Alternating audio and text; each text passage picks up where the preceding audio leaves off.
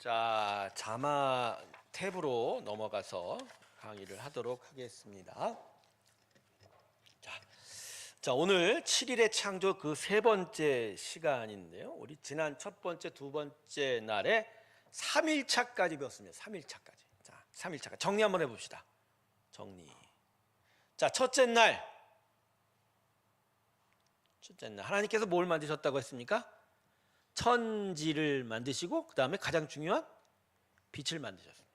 자, 이 천지의 천은 하나님의 하늘 보좌의 천상 바로 밑에 온 우주를 가리키는 하늘입니다. 하늘. 거기에 땅을 두셨는데 이 땅을 우리는 지구라고 부를 수 있습니다. 근데 이때까지는 어두움이었어요. 그냥 어두운 상태였는데 하나님이 갑자기 빛이 있으라 하심에 빛이 나타났습니다. 근데 이제 우리가 정리하지만 이 빛은 어떤 매개체가 없는 빛이에요. 매개체가 없는 빛. 그러니까 사열제 오늘 배울 광명체 이 태양이 아닌 그냥 빛 자체가 나타난 거예요. 빛 자체가. 도대체 이 빛이 어디서부터 어떻게 되는지는 몰라요. 그건 첫째 날 얘기하지 않아요. 지금도 몰라요. 여러분, 빛은 태양과 다른 겁니다. 이 빛은 하나님이 창조하신 정말 밝은 빛이라는. 자, 그 다음에 두 번째 날은 뭘 만드셨습니까? 세컨데이. 두 번째 날. 두 번째 날 뭐 만드셨습니까? 여러분 대답 좀 해주십시오. 두 번째 날 뭐 만드셨어요? 궁창입니다. 궁창. 네, 방송실에서 지금 얘기하고 있습니다. 궁창. 자, 이 궁창이 뭐죠? 이 궁창이 뭐죠? 네, 아니죠. 물이 아니라. 자, 하나님이 지구를 첫날 만들었는데 지구가 꿀렁꿀렁한 액체 성분이 많은 거예요. 지구예요. 그 액체 성분이 많은 지구에 아마 표면에 물이 있었던 것 같아요. 자, 그 물층 사이로 일종의 빈 공간이 들어간 거예요. 빈 공간이다. 그래서 이 공간 위에 윗물, 아래의 물로 물층이 나누어집니다. 아랫물은 이제 셋째 날에 이제 지표를 만드실 때 바다가 되는 거고, 위의 물은요, 그건 이제 지구를 둘러싸고 있는 대기권 위에 이제 많은 학자들은 수증기층이다 이렇게 얘기하는데 윗물층이 있는 거예요. 참고로 이게 대홍수 때 이제 지구로 다 쏟아져서 대홍수 이후로는 이 운물층이 없어지게 됩니다. 자, 그게 궁창입니다. 그리고 이제 3일차 때 이제 뭘 만들었죠? 지표를 만들었습니다. 지표와 초목을 만들었습니다. 지표가 뭐죠? 지표? 땅 표면입니다. 땅 표면. 자, 지구라는 땅이 계속 지금 변천이 되어 있죠. 첫날 만드신 천지의 땅은 물이 많은 지구예요. 그런데 둘째 날 궁창이 만들어지면서 윗물층과 아랫물층으로 나누어져서 지구 표면의 물의 양이 좀 줄어들었고, 셋째 날에 땅이 고체 부분의 땅이 융기하고 강하게 됩니다. 그래서 솟을 건 솟고 산이 되고 낮아질 건 낮아져서 계곡이 되고, 그래서 지구 표면에 있는 물층이 낮아진 쪽으로 다 모이게 돼서 바다가 되고, 또 중간중간 산 사이에 있는 계곡 사이에 남아서 그게 이제 흐르는 강이 되게 되는 거죠. 이러한 지표 위에 드디어 하나님께서 생명체를 조성하십니다. 그게 첫 번째 생명체가 뭐죠? 초목입니다. 초목. 우리가 얘기하는 식물이죠. 식물을 세 종류로 만들어왔다고 했죠. 풀, 이끼리 왔던. 그다음에 두 번째는 이건 중요한 표현입니다. 씨앗이 있는 풀. 그다음에 세 번째가 뭐죠? 씨앗이 있는 나무. 이렇게 셋째 날 만들었습니다. 자, 이 상태대로 오늘 드디어 넷째 날이 됩니다. 넷째 날. 넷째 날. 죄송합니다. 영어를 써서 이 네 번째 날보다 훨씬 쓰기가 편해서 했지 제가 뭘 영어를 잘한다 이런 건 절대 아닙니다. 자, 넷째 날은 창세기 1장 14절에서 19절 사이의 내용입니다. 자, 이날은 뭘 만들었느냐? 광명체라고 하죠. 광명체가 창조되었습니다. 자, 우리 창세기 1장 14절 한번 보도록 하겠습니다. 창세기 1장 14절. 제가 읽겠습니다. 하나님이 이르시되 하늘의 궁창에 광명체들이 있어 낮과 밤을 나뉘게 하고 그것들로 징조의 계절과 날과 해를 이루게 하라라고 합니다. 자, 하늘의 궁창입니다. 지금 하늘의 궁창에 만들었다고 했습니다. 그런데 여러분, 이 궁창이 어떤 궁창인가요? 지금 궁창이라는 단어가 셋째 날에도 나왔어요. 또 둘째 날에도 나왔어요. 둘째 날에도 나왔어요. 근데 이 넷째 날에 또 반복이 되는 거예요. 이 궁창이 어떤 궁창인지를 설명해야 돼요. 자, 무슨 생각이냐, 무슨 얘기냐? 둘째 날의 궁창은 윗수증기층 아래에 있는 대기권이에요. 근데 만일 이 대기권에 광명체를 만들어 놓았으면 우리는 태양과 달과 모든 별들을 아주 크고 선명하게 볼 수밖에 없습니다. 그리고 지구보다 큰 태양이 과연 지구 대기권에 들어올 수 있을까요? 그렇습니다. 이날 네 번째 날에 하나님께서 광명체를 만들어 다른 이 궁창은 둘째 날에 만들어진 궁창이 아니고요, 첫날 만들어진 하늘을 의미합니다. 천지의 하늘, 온 우주에다가 광명체, 별들을 만들어 주셨습니다. 별들을 만들어 주셨습니다. 이해하십니까? 그 하늘과 그 하늘이 다른 거예요. 다른 거예요.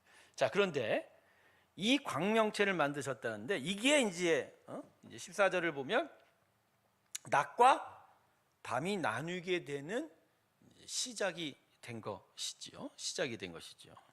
자, 근데 이 광명체가 과연 뭐냐? 이 광명체가 낮과 밤이니까. 근데 여러분, 낮밤은 지구의 시간에 대한 이야기죠. 지구라는 땅 위에 빛나는 낮과 어두움의 시간, 이 두 가지를 나누어 갖게 되는 일이라는 거죠. 그러니까 대표적인 광명체는 이 중에 뭐죠? 낮과 상관되어 있는 건 태양이고, 밤과 상관되어 있는 건 뭐죠? 달이죠. 이걸 통해서 지구 시간이 시작이 된 거예요. 자, 그러면 목사님, 지구의 이 시간이 시작이 된 거는 네 번째 날입니까? 그럼 첫째 날, 둘째 날, 세 번째 날은 시간 개념이 없습니까? 아니죠. 이미 우주에는 낮밤이 나뉘었다라고 말씀하고 있어요. 5절을 보면 빛이 있으라며 그 빛이 낮이 되고 어두움이 밤이 되어 낮밤이 있다고 얘기했죠. 이미 시간은 돌아가고 있는 거예요. 시간 돌아가고 있는데 그 빛의 시간이 구체적으로 광명체로 지구 위에 본격적으로 시작이 됐다는 거예요. 그러니까 이미 첫째 날, 둘째 날, 셋째 날도 똑같은 날이에요. 제가 다시 한번 강조드립니다. 지구는 젊은 지구입니다. 암만 오래 잡아도 6,000년, 7,000년을 못 넘습니다.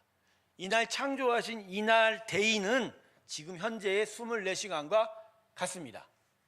이 강의를 들으신 분 뻥치시네 이런 얘기 하지 마십시오. 창조과학자들이 이야기하는 거고 성경이 여러 기록을 발 때 24시간과 똑같은 거죠. 자, 중요한 건 여기서 그러면 이 태양이 과연 뭐냐는 거죠. 태양이. 자, 아까 제가 서두에 빛하고 태양하고의 차이가 뭐라고 그랬어요? 우리는 빛을요, 어떤 매개체를 통해서 인지하고 있거든요. 가령 어두운 밤에 그 새벽 미명에 저 산 너머 동쪽에서 태양이 떠오르기 시작하면서 빛을 우리가 인지하죠. 그리고 어두운 방 안에 들어섰을 때 어둡다를 상쇄시킬 수 있는 빛은 우리가 뭘 누르면 되죠? 스위치를 누르면 전구가 켜지는 거죠. 그러니까 우리는 빛을 매개체로 인정을 해요. 매개체로. 근데 성경은 빛을 매개체로 이야기하는 건 넷째 날의 광명체지만 실상 빛은 첫날에 만들어진 거죠. 매개체가 없어요. 그냥 있으라니까 존재한 거예요. 여러분 이게 신비예요. 이게 신비예요. 빛은 그래서 우리가 눈으로 오감으로 인지할 수 있는 어떤 매개체가 없어요. 그냥 존재한 거예요. 그러니까 이게 이해가 잘 안 될 수도 있거든요. 그러니까 우주 공간에 빛이 존재한 거예요. 빛이 존재한 거예요. 근데 그 빛을 넷째 날에 태양을 만들면서 그 태양이 이 빛을 드러내도록 하신 거라. 물론 지금 우주 천체 과학자들은 뭐 태양 안에 핵융합이 있어서 그것이 열을 내고 그것이 빛을 만들어낸다 이렇게 얘기를 하는데, 하나님께서는 그렇게 조성하지 않았습니다. 태양 안에 무슨 핵융합이나 이런 것들을 만드셨겠지만 태초에 기본적으로 빛 자체를 만드신 거예요. 그게 그 빛이 이 태양을 통해서 드러나게 하셨다. 저도 한 몇 줄을 읽어 갖고서 끙끙거렸어요. 이게 도대체 무엇일까? 이게 도대체 무엇일까? 그래서 제가 지난 시간에 이런 얘기했었죠. 빛은 하나님의 거룩함 그 자체다. 다른 창조물들은 우리가 눈에 띄게 다 인식할 수 있는 외형과 모양을 갖고 있지만 이 창조 7일 동안에 우리가 손에 못 잡는 것 하나가 뭐냐면 빛이에요. 빛이. 그리고 이제 동물들의 생명. 그게 두 가지가 나타나는 거예요. 그래서 이 빛이라는 게 이게 진짜 하나님의 기본적인 속성 자체이구나. 이 자체구나. 그냥 전 우주 공간에 하나님 당신을 드러낸 게 이게 아닌가. 제가 지금 영적인 얘기를 하는 게 아니고요. 물리적인 얘기를 하는 거예요. 하나님 자신이 우주 공간에 어떤 식으로 드러나나? 빛으로 드러난다. 난 그렇게 생각을 할 수밖에 없어요. 그럼 이게 제 얘기인 줄 아세요? 아니에요. 개신교에서 아주 중요하게 인정을 하고 있는 신학자 존 칼빈이 이미 이야기한 거예요. 매개체가 없는 그 자체다. 하나님의 것이다. 이렇게 이야기를 하고 있는. 어쨌든 태양은 그런 겁니다. 태양은 그냥 빛을 만들어내는 기관이 아니고요. 빛을 드러낼 수 있는 매개체인 거예요. 그 안에 뭐 핵융합의 어떤 그 작용도 하나님이 만드신 거고, 중요한 건 빛은 기본적으로 하나님 자신이다. 어쨌든 태양이 지구의 낮을 주관하고, 밤은 달이 주관하게 했다라는 거예요. 근데 이 14절에서 중요한 게 뭐냐면 그 하반절을 보면요.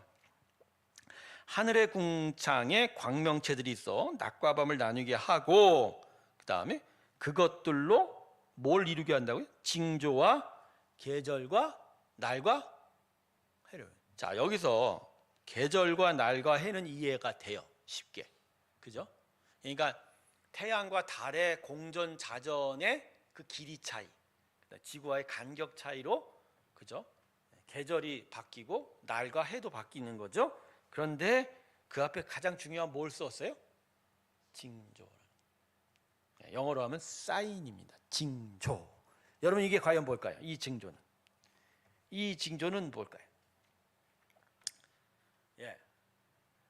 이 징조에 관하여 성경이 구체적으로 기록한 사건이 있습니다. 아집산, 이 징조에 대해서 하나님께서 구체적으로 기록한 사건이 있습니다. 뭡니까?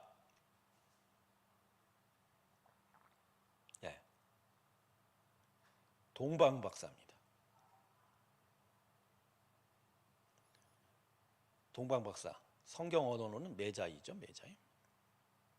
메소포타미아 지방, 아브라함이 출발했던 그 지역의 일종의 천문학자, 점성술사라고 하는데, 마태복음 2장 2절을 보면 이들이 예루살렘 이 유대 땅으로 어떻게 왔죠?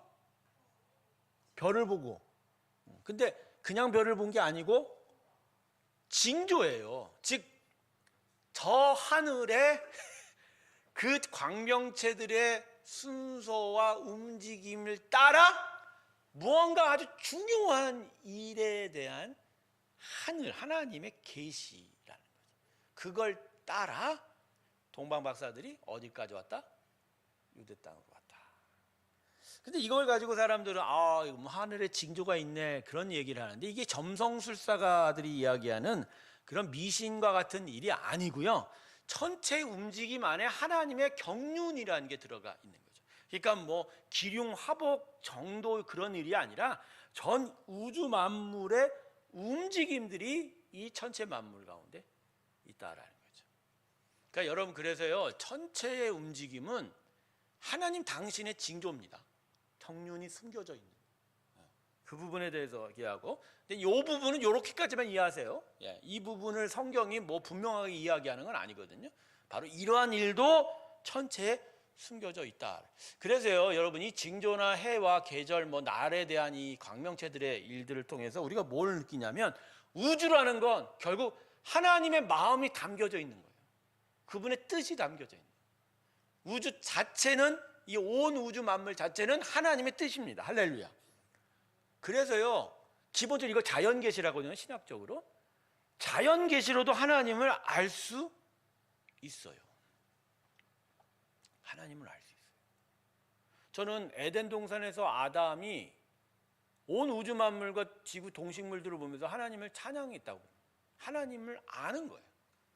근데 이제 타락하면서 이 안에 심령들이, 그렇죠, 하나님에 대한 지식을 잃어버리면서 그때부터는 우주 만물을 봐도 하나님을 알 수 있는 지식이 없어져 버린 거예요. 문제는 거기서부터 이제 문제가 생기기 시작됐다라는 거죠. 자, 그래서 두 번째, 이제 여기까지고요. 네, 15절을 한번 보겠습니다. 15절. 자, 15절을 보면 광명체들이 하늘의 궁창에서 땅을 비추라시니 그대로 되니라라고 하는 거죠. 예, 이건 무슨 얘기냐면 그냥 명령을 했더니 명령 그대로 만들어져서 그렇게 됐다라고 하는 창조의 어떤 실행에 대한 이야기가 지어져 있는 거예요. 지어져. 근데 우리가 여기서 알아야 될 것은 자, 오늘 넷째 날 알아야 될 것은 지구가 먼저입니까? 태양이 먼저입니까? 창세기는 지구가 먼저잖아요. 그러나 세상의 학문은 지구가 나중의 것이라고 이야기하고 있어요. 예, 나중의 것이라. 어떤 다른 천체도 지구보다 먼저 만들어진 데가 없어요. 오히려 지구를 위해 그 별들이 만들어진 거예요. 그러니까 여러분, 지구 외에 지구와 같은 별이 있을까요, 없을까요? 없다. 없습니다. 그러면 다른 인간적 존재가 있을까요? 없다. 사단은 이 일들, 이 창세기의 지식을 흔들어 놓는 거예요. 왜냐하면 이걸 흔들면 하나님의 통치, 하나님의 창조가 무너지기 때문에. 그러면 사람이 하나님을 향하여 예배할 수가 없는 거죠. 여러분, 창세기 1장의 기록의 목적이 뭘까요? 우주 만물에 대한 기록? 자세한 사실 확인? 아니죠. 예배입니다. 하나님을 향한 예배 자체에 대한 목적이 창세기 1장의 기록이에요. 사실 성경은요, 구원에 대한 기록도 있지만 구원을 통해서 뭐가 나타나길 바라죠? 그렇죠. 하나님을 경외하는 예배가 나타나요. 더더군다나 지금 예수 그리스도에 대한 기록, 신약의 기록이 나중에 가 있고 온 우주 만물의 처음 시작에 대한 이 기록을 썼다라는 건 창조 시간의 일들을 알려주는 것과 더불어 이 글의 목적은 하나님에 대한 예배인 거예요. 결국 이러한 창세기 기록을, 그렇죠, 신화, 전설로 치부하고 마치 다른 사실이 있다라고 우리를 혼동케 만드는 것은 결론적으로 하나님에 대한 예배, 하나님에 대한 경외를 무너뜨리게 되는 거죠. 결국 온 우주 만물 안에, 특별히 지구 위에 하나님을 대적하는 모든 지식들의 창끝은 어디가 있어요? 하나님이 아니에요. 하나님에 대한 사람의 마음에 가 있는 거예요. 그들이 그 모든 대적의 존재들과 그 가르침들이 하나님을 대적할 수 없죠. 이미 존재하신 하나님이고 온 우주 만물의 주권자이신. 중요한 건 그 하나님 앞에 하나님이 정말 기다리고 있는 사람의 예배를 무너뜨리려고 하는 거죠. 그래서 여러분, 창세기 1장을 보시면서 진짜 하나님의 존재와 그분의 살아계심과 온 우주 만물이 하나님의 뜻에 의해서 지어지고 무엇보다 지구, 그 위에 사람에 대한 초점으로 창조가 이루어져 가고 있다라는 것을 기억해 주시기를 바라겠습니다. 자, 아시겠죠? 네. 그러니까 UFO가 있냐 없냐. 성경은 분명히 미루어 뭐라고죠? 없다. 그냥 미확인입니다. 미확인. 자, 그 다음에 16절에서부터 이제 18절 사이를 보면 16절과 18절 사이를 보면 이 14절의 이야기를 좀 더 반복해서 조금 살을 붙여서 구체적으로 이야기하고 있어요. 그러니까 이런 진술이요, 이제 넷째 날부터 더 계속 반복이 되는 부분이긴 하거든요. 그러면 왜 특별히 이 광명체를 만든 기록을 좀 더 이렇게 구체적으로 기록했을까요? 왜 기록했을까요? 이 구체적인 기록은 아까도 얘기했지만 사람이 하나님을 경외하게 만들려는, 그래서 하나님을 예배하게 만들려는 목적이라고 제가 얘기했죠. 즉 이러한 기록을 통해서 우상 숭배를 방지하는 효과도 있다는 거죠. 여러분, 지금이야 많은 사람들의 어떤 과학 문명이 발달하고 지식이 좀 정교해지면서 하늘에 대한 미신과 우상 숭배가 좀 줄었지만, 예전 시절에 사람들의 우상 숭배는 대부분 대상이 어디였어요? 하늘이었습니다. 태양신 숭배, 달 숭배, 별 숭배 말입니다. 그런 광명체들에 대한 숭배가 무척 많았다. 바로 그러한 것에 대한 염려가 이미 이 창세기 안에 들어 있어요. 즉 태양이나 달이나 다른 별들은 하나님이 만드셨고 그것이 지구를 위하여 존재하는 것이기에, 그 지구 위에 너희를 위해 존재하는 것이기에 그것을 말해 우상 숭배하고 신적인 존재로 여기지 못하게 만든 거죠. 여러분, 지금도 태양 숭배하는 사람들 많아요. 달 숭배하는 사람들 많아요. 한국 사람들은 특별히 달 숭배하잖아요. 여러분, 대보름하고 추석이 뭡니까? 달에 토끼가 산다고 하는 거 아니에요? 한국 사람들도 달 숭배한단 말이에요. 이런 것들이 문제예요, 문제. 분명히 성경을 보면 그냥 광명체, 태양은 광명체일 뿐이에요. 매개체일 뿐이에요. 그 자체가 무슨 신성시 될 일이 없어요. 오히려 이 땅의 빛을, 정말로 개념조차 잡기 어려운 그 빛을 존재케 하신 하나님이 진짜 참된 신이에요.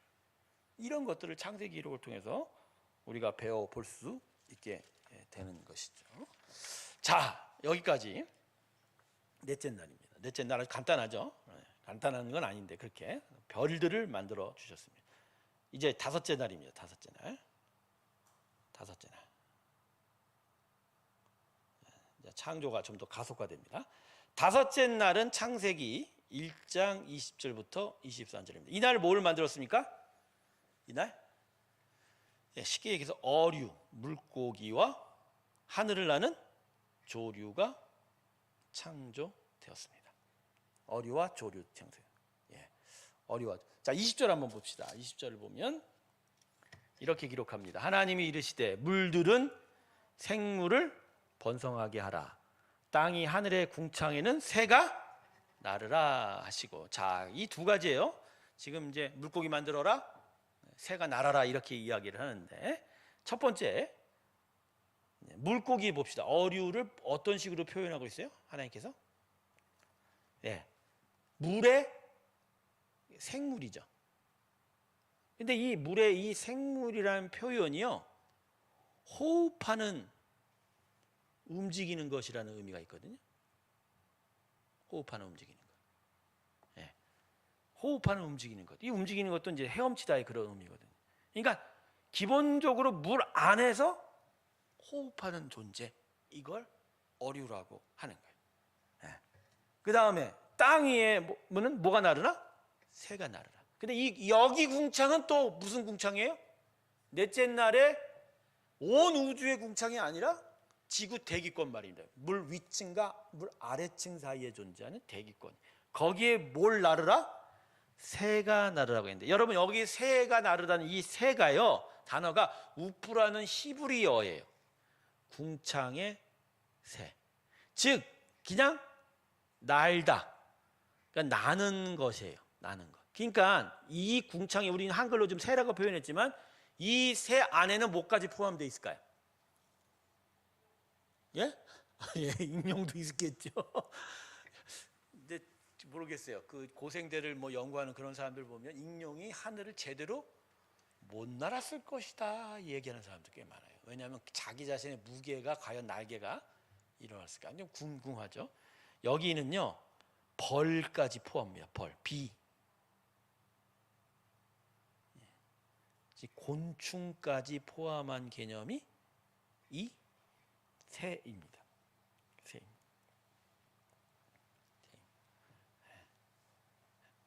이날 만들어진 거예요. 자, 그런데 21절을 보면 뭐라고 또 얘기하시죠? 하나님이 큰 바다 짐승들과 물에서 번성하여 움직이는 모든 생물은 그 종류대로, 날개 있는 모든 새를 그 종류대로. 자, 지난 시간에 분명히 말씀드렸습니다. 식물에 대한 이야기를 하면서 종류대로. 이미 종이 확정됐어요, 안 됐어요? 확정됐다. 여러분, 종은 이미 확정됐습니다. 진화가 있을 수가 없습니다. 종의 확정이다.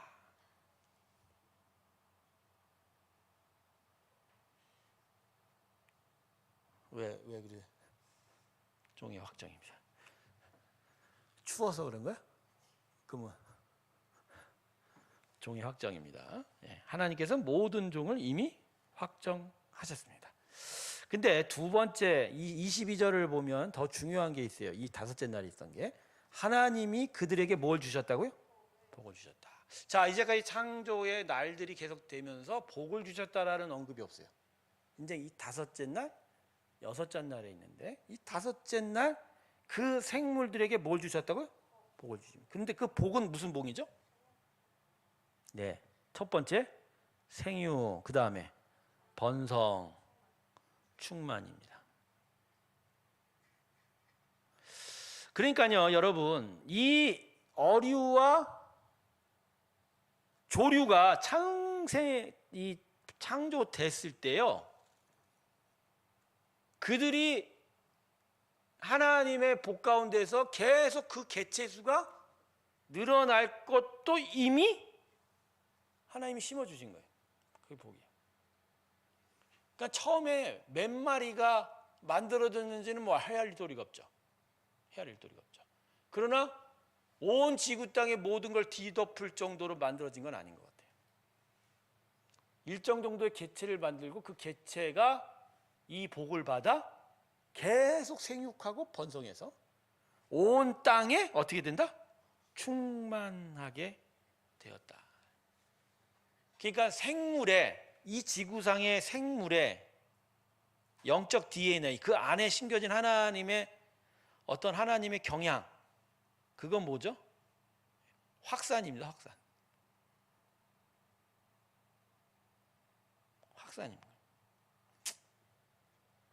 제가 오늘 글을 읽다가 이런 글을 읽었는데, 여러분, 낙타가 어디 살죠? 근데요, 이 창조과학자들은 참 놀라워요.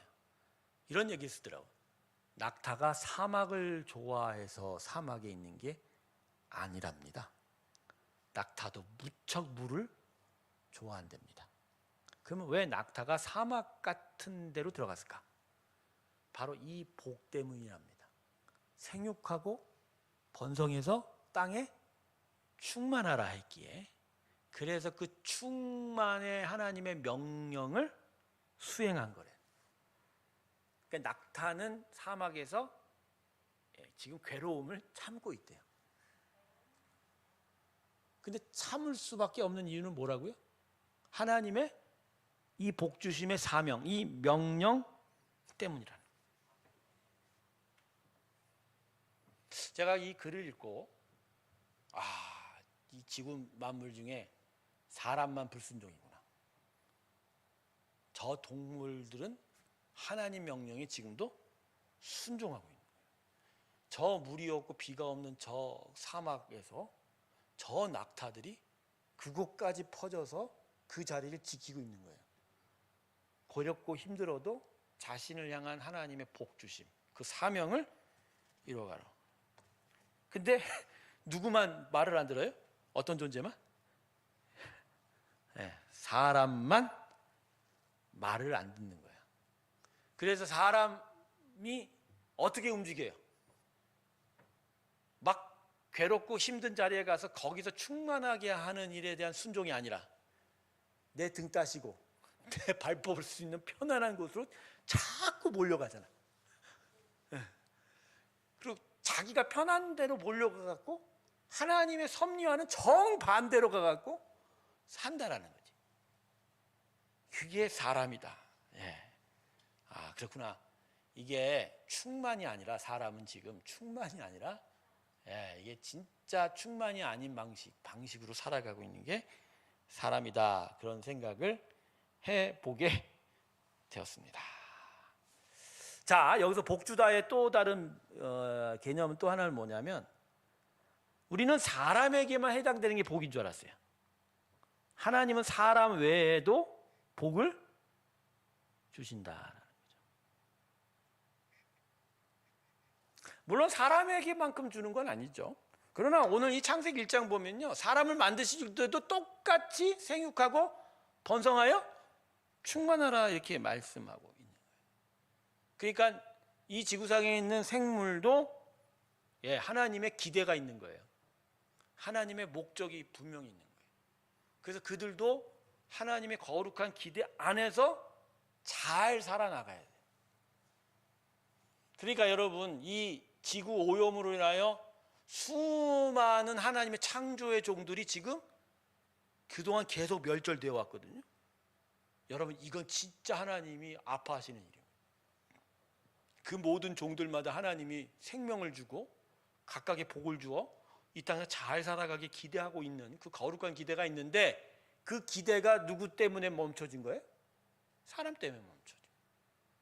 근데 심지어는 뭐 환경오염 같은 장기적인 그런 계속 그런 오염도 있지만, 사람이 먹어치우고 함부로 살육을 해서 멸종이 되는 경우가 무지 많지 않습니까? 가령 아프리카의 코끼리 같은 것들, 상하 채집 때문에 무척 순환을 당하고 있지 않습니까? 그 중국 놈들이 지느러미 싹스핀이 꼭 먹어야 된다고 상어를 잡으면 그 자리에서 딱 지느러미만 띄고 그냥 바다에 버린다며. 그러면 상어가 어떻게 바다 밑으로 가라앉을 수밖에 없다잖아요. 그러니까 불에가 터질 수밖에 없다고 그러더라. 그런 식으로 지금 이 땅의 모든 동물들이 지금 사람의 욕심 때문에 그냥 멸절당하고 있는 거예요. 여러분, 사실 우리가 예전에 전 이제 7, 80년대 학교를 다녔으니까 학교에서 뭘 줬어요? 쥐 잡으라고 쥐약 주고 그러셨거든요. 근데 제가 오늘 그러세요. 그러면 우리가 쥐를 이렇게 약을 줘서 잡는 것도 이게 문제예요. 문제인 거지, 사실. 물론 쥐하고 같이 공존을 해야 되나 말아야 되나 그 생각도 있지만, 사실 쥐도 사람하고 똑같이 생육하고 번성할 사명이 있는 거예요. 사람이 욕심이 나서 동물의 생육 영역으로 들어가 버린 거지. 우리가 살 때 따로 있고 쥐가 살 곳이 따로 있지 않은가요? 난 그렇게 생각하거든. 쥐가 먹을 것을 사람이 다 먹으니까 쥐가 사람 집으로 들어올 수밖에 없어서 죽이는 거지. 쥐들이 나쁘다고 얘기하면 안 돼요, 여러분. 쥐들이 나쁘다고 얘기하면 안 돼요, 여러분. 여러분, 동물들이 죄가 있나요? 성경에 어떤 곳에도 동물이 죄 있다 얘기하는 적 한 군데도 없어요. 사람의 타락으로 인해서 온 우주 만물이 신음하고 있습니다. 동물이 죄 있다고 한 성경 구절이 있나요? 없어요. 죄는 누가 저질렀어요? 사람이. 제가 오늘 무슨 얘기를 하고 싶으냐면, 동물을 함부로 죽이면 되냐 안 되냐? 안 된다는 거예요. 동물을 함부로 죽이면 안 된다. 자, 이거 함부로 죽이면 안 된다. 그러면 우리가 함부로 죽이면 안 된다에, 그러면 우리가 먹는 육식, 이게 도대체 어떤 의미냐라는 거죠. 자, 이건 이제 여섯째 날 해당되는 얘기죠. 미리 한번 풀어봅시다. 우리 육식이 어떤 의미죠? 자, 창세기 1장에서는 채식만 허락됐어요. 창세기 1장 마지막 30절을 보면 하나님이 동물과 사람에게 먹거리를 뭘로 주셨어요? 셋째 날 만들었던 초목으로. 근데 그 세 종류 중에 풀은 아니고요, 씨 있는 것들, 씨 있는 채소와 씨 있는 나무들 먹거리 줬어요. 그리고 이 먹거리는 누구에도 해당되는 거예요? 동물에 대한. 여기까지. 자, 그래서 사람의 먹거리는 처음에 뭐였다? 예, 채식이었다. 자, 이게 근데 언제 바뀌었죠? 여봐요. 여기 이게 나오니까 노아용수 창세기 9장 3절과 4절 가보면, 자, 창세기 9장을 한번 가봅시다. 이건 가보시는 게 낫겠습니다. 창세기 9장을 가면 방주에서 노아가 이제 홍수가 거치고 나왔는데 하나님이 이렇게 얘기하십니다. 3절, 모든 산 동물은 너희의 먹을 것이 되시라. 채소같이 내가 이것을 다 너희에게 주노라. 자, 이게 왜 하나님 먼저 얘기하셨네? 자, 여러분 이 과정에서 한번 생각을 해봅시다. 자, 방주 안에는 지금 동물이 살아 들어가 있어요. 다들 작은 개체수라도. 근데 물에 덮인 지표 위에 나무들, 식물들은 지금 어떻게 됐을까요? 죽었겠죠.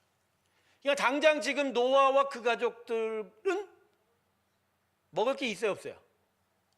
물론 노아의 방주에 먹을 종물들의 먹을 것은 집어넣었을 건데, 물론 사람 먹을 것도 있지만 그거하고 오래 버티기가 힘이 되니, 어쩌면 노아가 우리 채식 갖고 힘드니까 저것들 좀 먹으면 안 됩니까? 라고 요청했을 수도 있는데, 이 3절의 문체를 보면 명령형의 문체인 것 같아요. 그러니까 하나님이 미리 노아 네를 위하여서 배려를 해서 너희는 저 동물 먹어도 된다, 안 된다? 된다, 이렇게 얘기해요. 예, 된다. 또 한 가지가 있어요. 왜 먹으라고 했냐? 또 한 가지가. 자, 이건 대홍수에 의한 격변의 차이입니다. 자, 창세기 70째 날에 궁창으로 인하여 만들어진 윈 물층이 대홍수로 인하여 이 땅 밑에 있는 물층도 샘도 터졌지만 위에 있는 물도 다 내려왔어요. 근데 이게 지구 대기권을 둘러싸서 태양의 우주에 있는 수많은 악한 어떤 방사선이라는 것들을 막아주는 역할을 했는데, 이것들이 사라져버리고, 그러다 보니까 사람의 육체도 변화가 생길 수 있다라는, 창조과학자들은 이런 얘기까지 하더라고요. 태초의 사람은 단백질, 아미노산을 식물성으로부터 섭취했을 때 그게 동물성 아미노산으로 내 체내에서 변환도 가능했을 거라, 이렇게 추측을 하는데, 대격변 이후로 사람의 육체에 변화가 생겨서 식물성으로 동물성을 만들 수가 없게 되었다. 그래서 그 단백질 섭취가 용이하지 못했던 부분이 있지 않을까. 그러니까 통수 대격변 이후에는 아미노산 단백질을 취하려면 결국 식물로서 채집을 하는 게 아니라 뭐도? 동물을 직접 먹어야 된다. 그 사람의 체질이 변했을 수 있을 가능성도 있다, 이런 얘기를 하고 있더라고요. 읽으면서 확인은 좀 불가능하지만 이런 추측을 하는 것 가운데 노아 때부터 육식이 진행이 됐던 것 같아요. 그런데 창세기 9장 3절은 그렇게 얘기하는데 4절은 지금 뭐라고 얘기하죠? 대신 먹을 때 어떻게 먹지 말라? 피채 먹지 말라. 이유가 뭐죠? 이유가 뭐냐? 4절에 그 생명되는 피라고 해요. 그러니까 하나님은 생명을 어디다 두셨어요? 피에다 두셨어요. 피에. 그러니까 생명, 즉 하나님 만드신 권한, 하나님의 소유된 권한은 건드리지 마라. 다만 그 육체, 살은 너희의 것이 될 수 있다. 허용을 해주셨다는 거죠. 자, 그 이후로 육식이 진행이 된 거예요. 그리고 이 육식이 진행이 되면서 지구 땅에 있는 동물들도 이때부터 뭐가 됐을까요? 서로 잡아먹는 일이 생기게 됐을 거다. 이런 식으로 이제 추측해 볼 수 있는 거죠. 자, 그러면 제가 여러분에게 물어보고 싶습니다. 그러면 지금 우리가 육식을 좋아합니다. 육식을 좋아합니다. 근데 우리의 육식을 보면 꽤나 피를 좋아해요. 꽤나 피를 좋아합니다. 그죠? 먼저 생고기를 잘 먹습니다. 육회 좋아하죠. 그 다음에 물론 이제 회는 보통 이제 피를 빼서 잡기는 하지만 그 자체가 피가 섞일 수 있으니까 회도 무척 좋아합니다. 네? 무척 좋아합니다. 날로 먹는 음식들 너무 많아요. 그럼 과연 이런 피채 먹는 우리들의 육식은 어떠한 의미가 있을까요?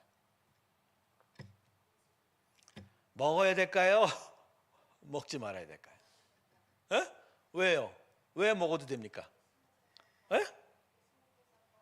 예수님께서 이미 예수님도 먹었으니까 피채로? 예수님께서 뭘 이루셨는데요? 아니 죄값을 취했다고 해도 죄를 범하면 돼요, 안 돼요? 아니 하나님 예수님이 다 언제나 용서하실 거니까 내가 계속 죄를 범해도 된다는 얘기밖에 안 되잖아요. 그런 논리는 아닌 것 같고, 피채 먹지 말라는 것은 내가 볼 땐 이스라엘의 율법이 아닌데 창세기 1장에 나오는 이 진짜 태초 창조의 명령 중에 하나인데 이걸 우리가 어떻게 생각해 보겠냐는 거예요.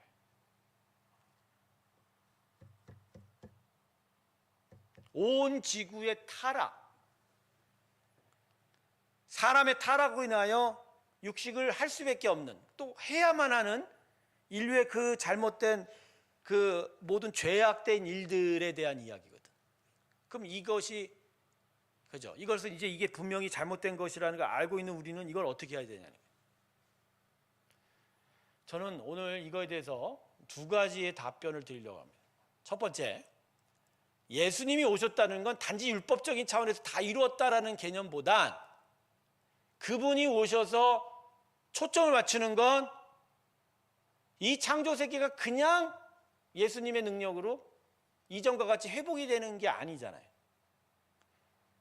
이사야서를 통해서 예수님의 오심을 통해서 하나님께서 무엇에 대해서 얘기하세요? 새하늘과 새 땅에 대해서 얘기하고 지금의 이 세상은 폐기될 것에 대해서 베드로후서에서 얘기하고 있단 말이에요. 즉 예수님이 십자가에 달리시면서 이 땅에 하나님이 세워놓은 건 또 다른 새로운 창조에 대한 이야기란 말이에요. 그 안에서 하나님은 지금 사람의 영혼 구원에 대한 관심을 가지고 있기 때문에 이 피째 먹는 것 자체가 내가 볼 때는 중요한 메인 이슈가 아닌 거예요. 이것 갖고 뭐라고 하시는 것 같지는 않아요. 이게 구원의 삶에 크게 위배되거나 그렇지는 않은 거예요. 하지만 성경의 의미들을 알고 있는 상황에서 모든 우주 만물의 신음이 우리의 타락으로 인했다면 동물의 생명을 좀 소중히 여기는 부분이 있어야 될 거고, 그리고 특별히 동물을 죽여서 먹을 것으로 삼는 우리의 육식 문화에도 방종, 함부로 하는 일은 없어야 된다. 그러니까 덜 먹어야 되는 게 맞는 거예요.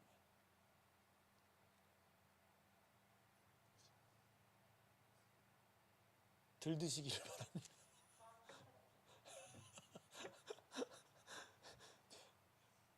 저 마장동 가면요 축산업자들이 많이 있는데 거기 가면은 기본적으로 생고기는 뭐 기본입니다. 심지어는 소뼈 안에 있는 등골도 먹지 않습니까?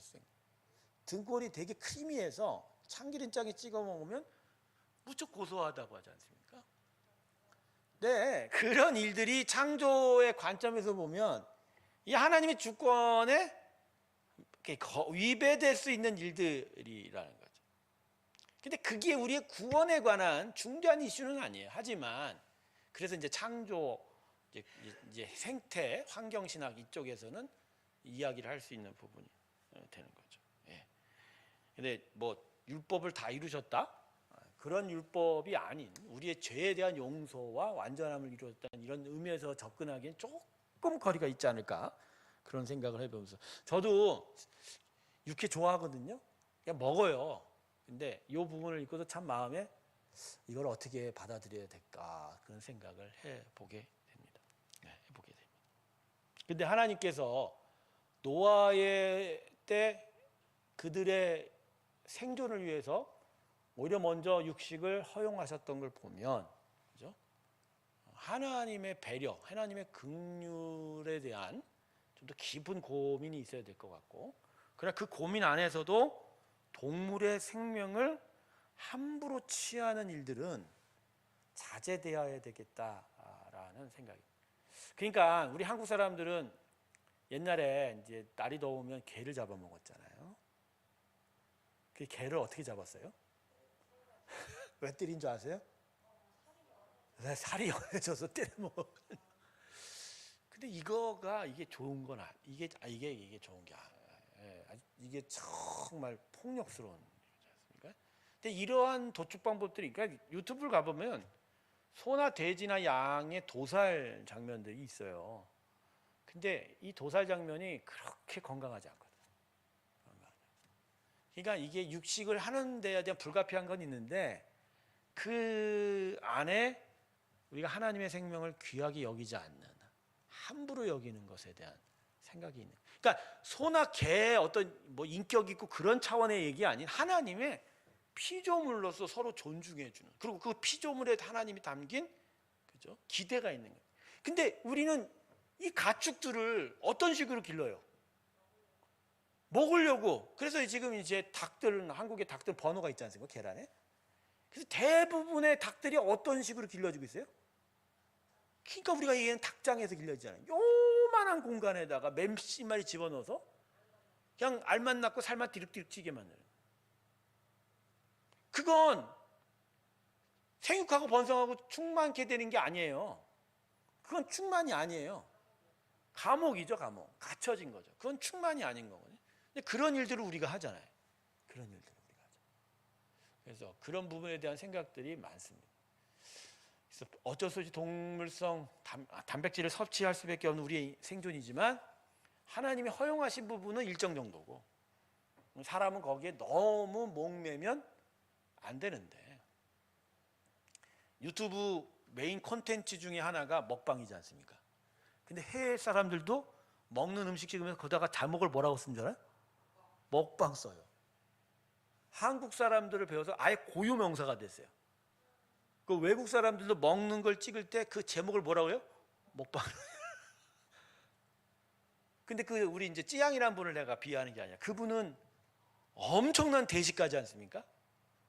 엄청나게 많이 먹습니다. 회개해야 됩니다. 우리 회개해야 됩니다. 회개해야 됩니다. 자, 여기까지가 넷째 날이고요. 네, 다섯째 날 봅시다. 이제 다섯째 날.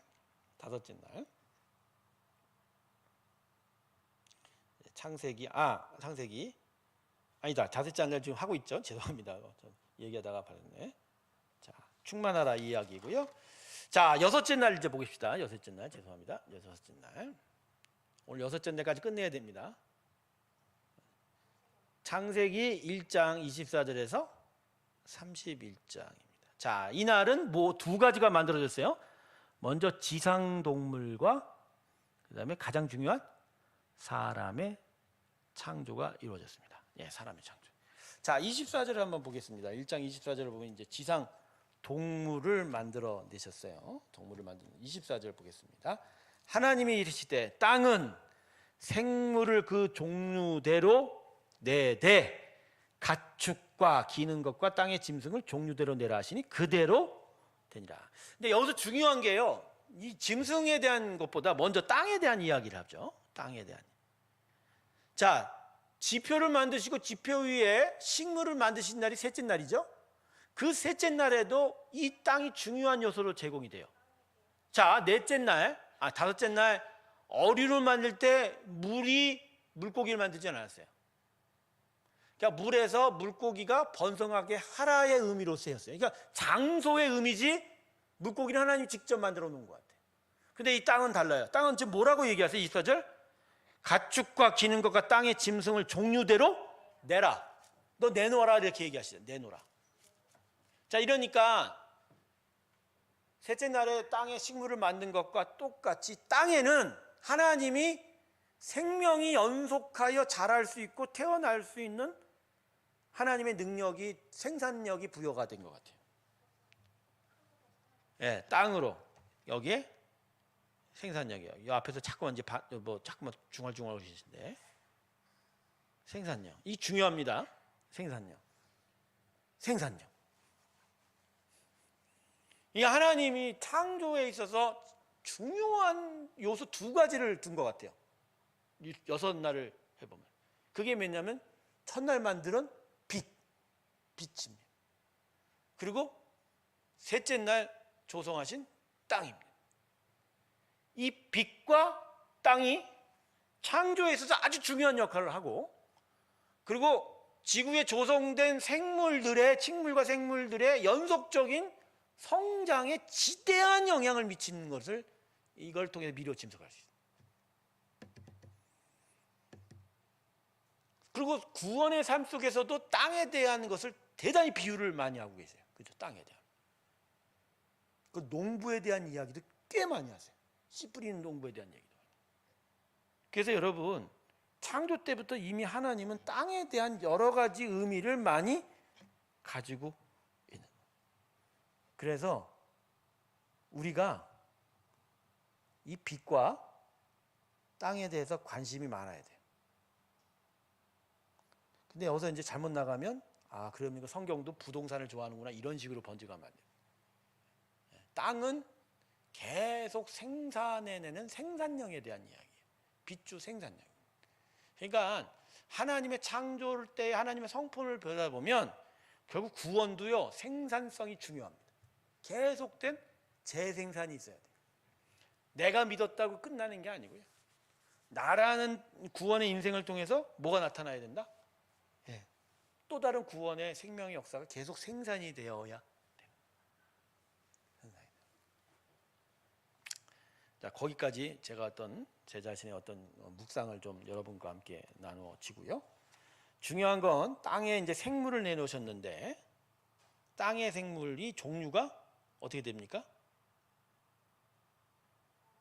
종류되는데 순서가 어떻게 돼요? 아니죠. 첫 번째가 아니요, 가축입니다. 24절 보면 가축, 그 다음에 기는 것, 그 다음에 짐승. 자, 이게 분류가 어떻게 되죠? 첫 번째 가축, 길들이기 쉬운 짐승 따로.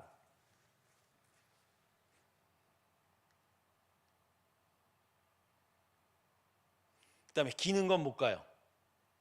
이거는 파충류, 양서류. 기는 곤충 같은 걸 이야기하는 거예요. 지렁이 같은 것도 여기 포함돼요. 그 다음에 그냥 짐승은 뭐죠? 이건 야생동물인 거죠. 자, 여기서 우리 하나님은 창조 때부터 사람의 삶에 대한 도움까지도 이미 생각하신 거예요. 아, 목사님, 이 창세기의 기록이 나중에 기록되었으니까 그때 가서 자기들 곁에 가축이 있으니까 가축 먼저 쓴 거 아닙니까? 아, 그렇지 않습니다, 여러분. 아, 생물의 뭐 이렇게 분류는 종, 목, 뭐 이런 식으로 나누어지는데 이거 무슨 얘기입니까? 아닙니다.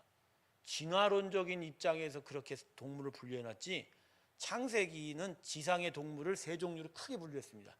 가축 따로, 기는 것 따로, 짐승 따로. 기르기 쉬운 동물도 아예 애초부터 만들어졌다. 개를 봅시다. 개. 그러니까 처음부터 야생개가 있었을까요? 가능성 있죠. 그러나 그 개는 기본적으로 하나님이 가축으로 만드신 거야. 길들여지기 쉽도록 만들어진 거야. 고양이도 말입니다. 소도 말입니다. 근데 들소는 길들여지는 동물로 만들어졌을까요? 근데요, 창세기 기록만이 아니라 욥기를 한번 볼게요. 욥기 39장을 볼게요. 욥기 39장을 봅니다. 9절부터 12절 사이인데, 자, 욥기 39장 9절부터 12절 제가 읽어드릴게요. 9절, 들소가 어찌 기꺼이 너를 위하여 일하겠으며 내 외양간에 머물겠느냐. 내가 능히 줄로 매어 들소가 이랑을 갈게 하겠느냐? 그것이 어찌 골짜기에서 너를 따라 썰애를 쓸겠느냐? 그것이 힘이 세되고 내가 그것을 의지하겠느냐? 내 수고를 그것에 맡기겠냐? 그것이 내 곡식을 집으로 실어오며 내 타작마당의 곡식 모으기를 그것에게 의탁하겠느냐? 여러분, 지금 이 얘기는 무슨 얘기예요? 들소는 길들여지지 않는다는 거예요. 들소는. 여러분, 그런 의미에서 보면 인류가 사용한 소는 뭔 소예요? 그냥 처음부터 집소예요. 인정하세요, 여러분? 동의하세요? 나 진짜 그런가 봐요. 들소는 들소예요. 길들여 사용할 가축이 아닌 거예요. 그래서 하나님은 창조 때부터 사람에게 가축을 줘 무거운 짐도 들어줄 수 있도록 하셨고, 그리고 인간과 같이 살 수 있도록 그들에게 이미 당신의 창조 경륜을 입혀주셨던 거예요. 그리고 나중엔 이 동물들이 대홍수 이후에는 먹을 것이 되어버린 거죠. 그러니까 이런 의미에서 보면 육식도 아무거나 먹으면 안 돼요. 그냥 살아있는 모든 것도 잡아서 먹는 거가 문제가 심각한 거예요. 그냥 소, 돼지, 뭐 개까지는 포함할 수 있는지 모르겠지만 양까지. 그러나 무슨 너구리를 잡아먹고 사양소를 사양 고양이 잡아먹고 이런 일을 하면 안 되는 거예요. 군인들 군대 훈련하다 보면 닭고기처럼 맛있다고 뱀 잡아먹는 것도 사실은 아닌 거예요. 사실은 아닌 거예요. 그러니까 하지 말라면 안 하는 게 난데, 이게 또 이거 또 중국 비하한다고 또 뭐라 그럴까 봐. 이번에 코로나가 어디서 왔는지는 나중엔 진짜 밝혀지겠지만, 지금까지 진짜 대다수의 정서는 어디입니까? 우한시 가축시장에서 발생했다는 추정이 있지 않습니까? 근데 그 추정 중에 가장 중요한 게 뭐예요? 먹지 말라는 거? 먹어버려서 된 거 아니에요. 먹어버려. 그래서 원래 동물들에게만 있는 병이 사람에게 옮겨져서 우리가 저항력이 없는 수밖에 없는 그 바이러스가 생긴 그 부분에 대한 이 우리들의 자성, 결국 이 자성이 결국 뭐냐? 육식에 대한 이야기 있지 않습니까? 그래서 제가 아까 그랬잖아요. 다 가능하나 그러나 방종하지 말아야 된다라는 그런 이야기를 했지 않습니까? 예. 자, 그 다음에 25절 보세요. 창세기 또 25절 보시면, 자, 땅 위에 짐승을 만들어냈는데 25절은 어떤 식으로 만들었다고요? 그 종류대로 만들었어요. 그 종류대로. 그 종류대로.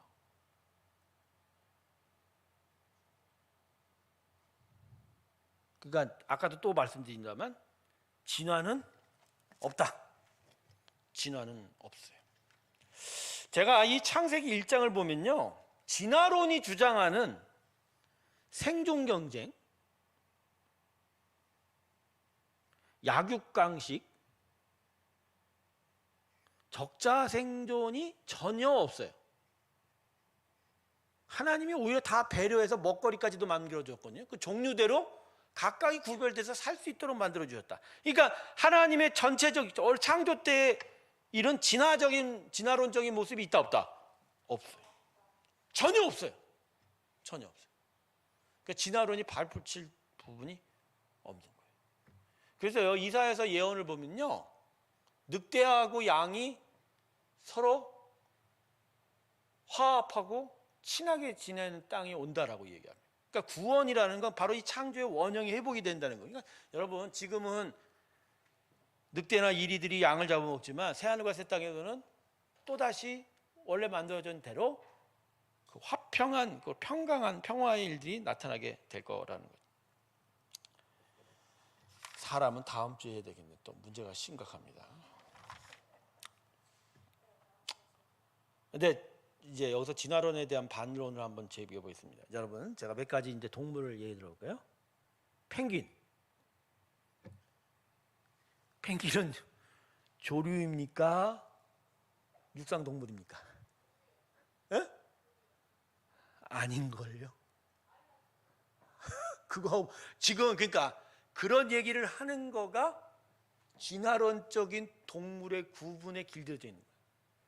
창조론은 정확하게 만들어진 곳에 따라 먼저 나눴죠. 펭귄은 물속에 사는 게 아니라 물속을 활동을 하지만 어디서 사는 거예요? 땅 위에서 살아요. 얼음 위에서 살아요. 펭귄 영화 못 봤어요?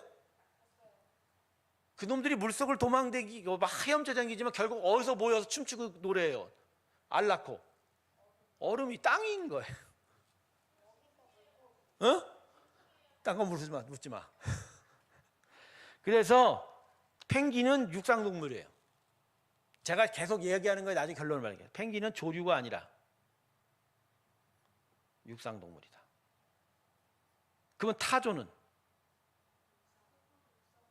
타조가 조류예요, 육상동물이에요?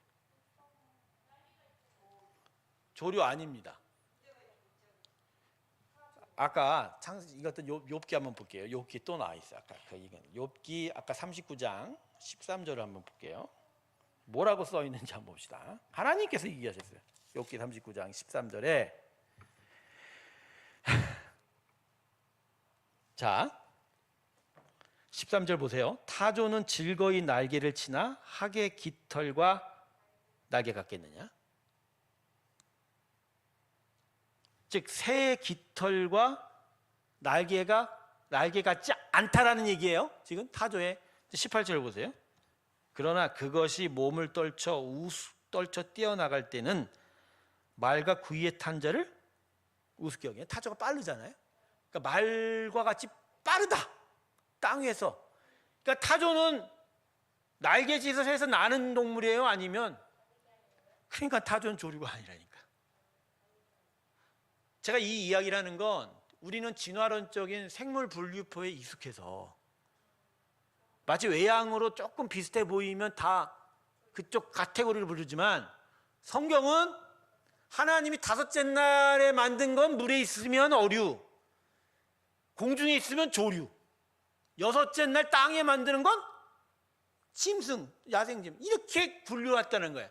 그러니까 우리가 지금 창세기의 지식에 기반해서 세계를 보는 게 아니라 진화론적인 기반에서 세상을 보고 있어요. 얘기했잖아, 양서류. 얘기했어 안 했어? 여섯째 날 기는 짐승이라고 얘기했잖아. 기는 짐승. 개구리가 양서류지 않습니까? 기는 거요.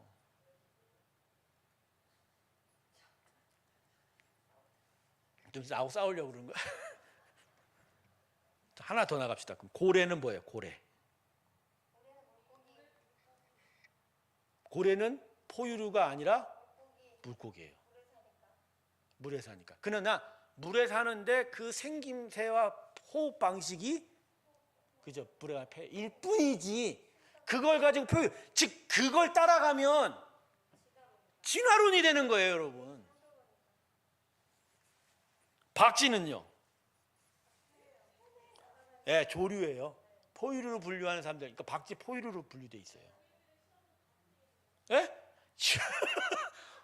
그가 지금 시험을 생각하는 것도 세상적인 개념이지 창조론은 시험을 안 봐. 진화론 학자들은요, 기는 곤충 속에서 나는 곤충이 나온다고 그러거든. 기다가 날았다 하는데 실제로 나는 게 먼저 창조됐잖아. 다섯째 날 나는 곤충. 그리고 그 다음 날에야 기는 곤충이 나왔지 않습니까? 그리고 파충류에서 새가 나왔다고 이야기하죠. 근데 실제로 파충류는 여섯째 날 만들어지고 새는 몇째 날? 다섯째 날. 우리가 진화론적인 생각 위에 너무 많이. 근데 이렇게 변화된 세계가 2세기밖에 안 돼요. 1800년 후반대부터 시작해서 이 세계가 그렇게 뒤집어진 거예요. 그 전까지는요. 공룡이 언제까지 살았을까요?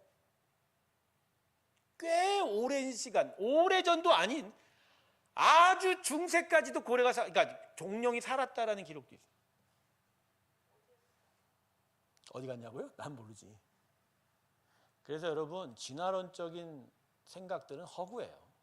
그러니까 그렇게 생각하고 싶은 사람이 증거를 갖다가 붙인 거죠. 창조의 과학은 진리를 찾아갔지만 너무 증거가 없기 때문에 띄엄띄엄 있을 뿐이지. 그러나 성경은 계속적으로 하나님이 창조하셨고 창조의 일이 있다, 분명하게 있다 이렇게 이야기를 하십니다. 여러분 제가 오늘 이 이야기로 마무리 짓는 건 우리가 성경적인 지식 위에서 세상을 바라봄이 너무나도 부족한 거예요. 너무너무 부족한 거예요. 그래서 문제예요. 학교가 문제예요. 학교가. 그러니까 세뇌가 된 거예요.